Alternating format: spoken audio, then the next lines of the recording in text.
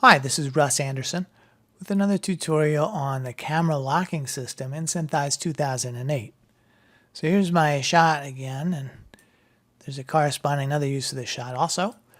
But what we're going to do in this particular setup is take advantage of knowing how far the camera and dolly traveled along the track and use that to set the scaling of the coordinate system.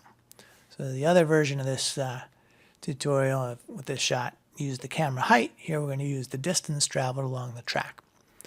So a couple of different ways to take advantage of the camera locking system. So here we've got our solve, and for this particular setup we're going to choose the axis of travel of the camera to be the primary y-axis of the shot. So to do that, let's bring up the panel, and at time 0 we're going to make that be basically the origin, except that we're not going to set any height at all. So you need to reset the seed value here to be 0. The reason that we're not setting the z height value at all, this is in z up coordinate system mode, is that this is assuming we don't know what the height of the dolly is and how high the camera is above the ground plane. So we want to let that be determined some other way. So we're just going to be setting this kind of axis information up. So at frame 1, we'll turn this information back off, these constraints back off, and now we'll go to the end of the shot, and we're going to turn them back on. But here, since the camera's moved basically forward, we're going to keep the left-right value at 0, then the front-back value, though, is going to be 48, because that's how far the camera traveled along the track in inches. And you'll notice that I've kept the locks off in the intervening time during the middle of the shot, because we really don't know how the camera traveled down the track. We don't even really know if the track was exactly straight or not. So we'll let the solve figure that out.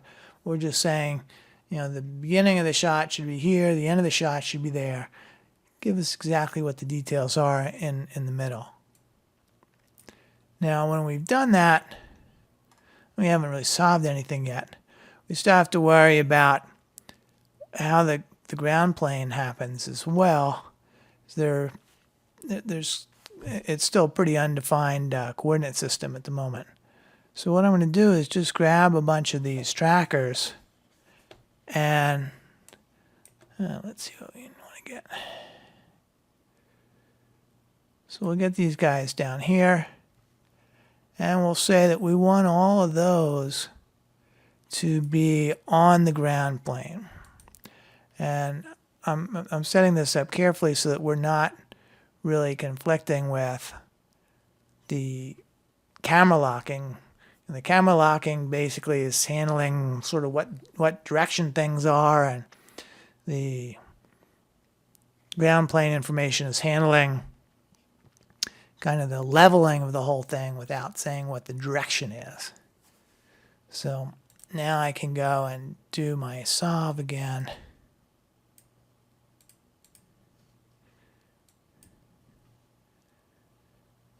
And here I have the camera traveling along that axis.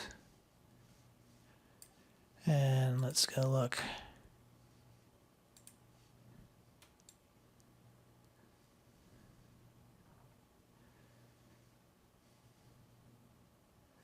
And it's winding up about 48 inches down the track.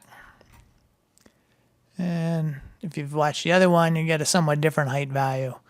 All these values are somewhat approximate.